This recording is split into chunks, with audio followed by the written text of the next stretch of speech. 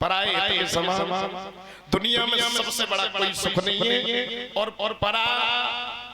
पर पीड़ा, दूसरे को सताना, दूसरे को दुखी करना, अपने शरीर से अपने हाथों से दुखी करना किसी को, इससे बड़ा अधर्म दुनिया में कोई नहीं है। पहलो सुख निरोगी काया और दूसरो सुख जो घर हुए माया, तीसरो सुख सुलक्षण नारी और चौथो सुख सुत आज्ञाकारी। पहलो सुख निरोगी यानी शरीर में कोई रोग ना हो तो बात बढ़िया, तो जीवन दुनिया में काऊ को है ही है। लेकिन जीवन जीने के लिए घर में धन दौलत की भी जरूरत है। पैसा नहीं है फिर भी आज दुनिया में कोई किसी को नहीं पूछ रहा। एक गाना चलता है, बाप बड़ो ना भैया सबसे बड़ो। हाँ और भैया तीसरो सुख सुलक्षण नारी। सुलक्षणी नारी कैसी नारी? अब औरतें माँ बहनें तो सब के घर में सब है सुलक्षणी। ऐसी तो कोई यही नहीं जो कुलक्षणी हो, सब सुलक्षणी है, सब सुलक्षणी है। लेकिन ध्यान रखना, मैं उनकी बात कर रहा हूँ जो घर में पति बाहर से मेहनत करके घर में 500 रुपए कमा के लावे और वो पत्नी जो अपने घर की गुजर 300 रुपए में कर ले जाए, 200 रुपए सेविंग कर ले, 200 रुपए बचा ले, 200 रुपए अपने भविष्य के लिए रख ले, तो उससे बढ़िया सुलक्षणी नारी घर में और कोई। और ऐसा का हो कि पति 500 कमाए के लाए, तब तक दरवाजे पे साड़ी भाव आएगा तो उन्हें 800 रुपया की साड़ी ले ली, 300 रुपया कर्जा है। अब 300 रुपया कर्जा रोजाना होगा तो भाई काऊ दिना जो 2-4 बीघा है सो बिकनो है, बाकी कोई बचाएगा है। चौथो सुख सुत आज्ञाकारी। वो इंसान बहुत सुखी है जिसकी औलाद अपने पिता की बात को मान रही है, पिता की इज्जत को बनाए है, पिता के मान सम्मान को बनाए है। वो पिता बड़ा सुखी है जिसके पिता और वो जिसके बेटा और पुत्र दोनों हाथ जोड़ करके साफ साफ पूछ लेती है, पिताजी आपने भोजन किया या नहीं किया?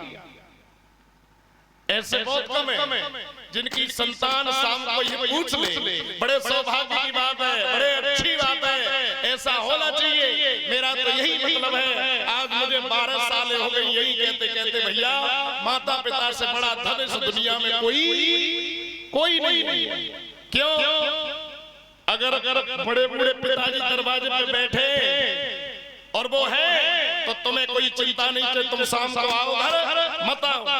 अगर कोई जाएगा अंदर तो पूछ लेंगे कहाँ जा रहा है, वो कह रहे सास और ससुर ना आते और तुम पूरे दिन होटल में रहे और परिवार से जो कोई अंदर आना जाना शुरू हुआ, एक दूसरे की बातें इधर उधर मिली, तो समझ लो घर 3-4 जगह बच जाएगा, फिर बच नहीं सही। और जिस घर में बाहर की बैठक शुरू हुई गिना मतलब के चारा पानी पूजा पाठ घर बैठ रोटी पानी के समय बैठना शुरू हो गए तो समझ लो वहां पर हिस्सा होना बहुत जरूरी हो गया। और जहाँ एक पुस्तक थी 2-3 की बधी हुई गठरी, यानी जो छड़ी बधी है, जो लकड़ियां बधी हुई है उन्हें तोड़ना बड़ी मुश्किल है और एक एक करके सब कुछ तोड़ देगा, खत्म कर देगा। तो जब तक इकट्ठे रहोगे सब अच्छा रहेगा। महाराज नरसिंह ने सभी देवताओं ने मिलकर के प्रहलाद को राजा बनाया। प्रहलाद के बाद एक राजा हुए जिनका नाम है बहरोचन, और बहरोचन के घर में एक बेटा हुआ जिसका नाम है बलि। बलि राजा ने अनेकों यज्ञ किए, 99 यज्ञ पूरे हो गए, 100वें यज्ञ की बारी है और 100वें यज्ञ की बारी है तो देवता परेशान हो गए। ध्यान रखना, कभी भी हम शुभ कार्य करें, कोई शुभ कर्म करें तो सबसे पहले देवता परेशानी होती है। काऊ हो या ना हो, देवता लोग परेशान हो जाते हैं, परीक्षा शुरू हो जाती है। इंद्र ने ब्राह्मण का रूप बनाया और देवादिदेव भगवान श्री हरि के पास जाकर के कहने लगे, महाराज कि देवादिदेव ये महा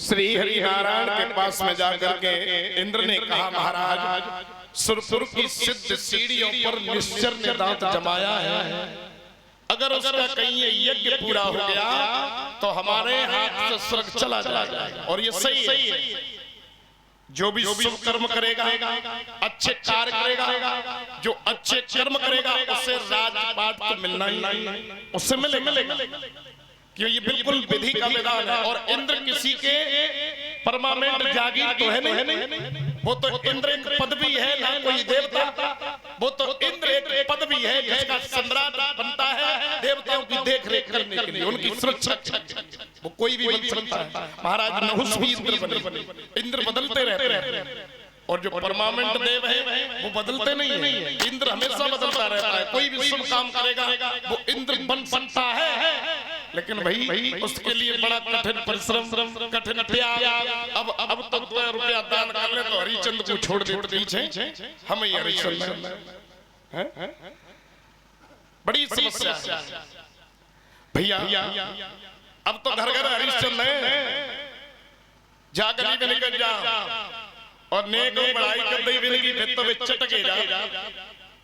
हाँ, अगर किसी बड़े बूढ़े ने नए लड़का से घर से आ रहा है तो कह दी लल्ला राम राम, तो लला के बटन टूटे जाए, एकदम चटक जा, तो जा पता नहीं हमारी समाज में कितनी बड़ी वैल्यू है, इज्जत है। लेकिन भैया बुजुर्गों के राम राम करने से इज्जत नहीं है, बुजुर्गों को खुद सम्मान देने से हमारी इज्जत है।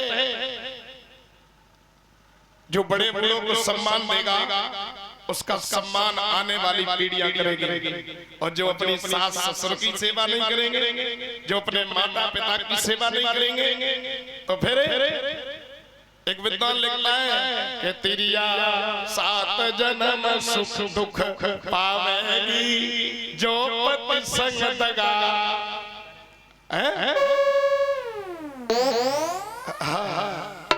एक हमारे बिल्ली पीछे पड़ गई है,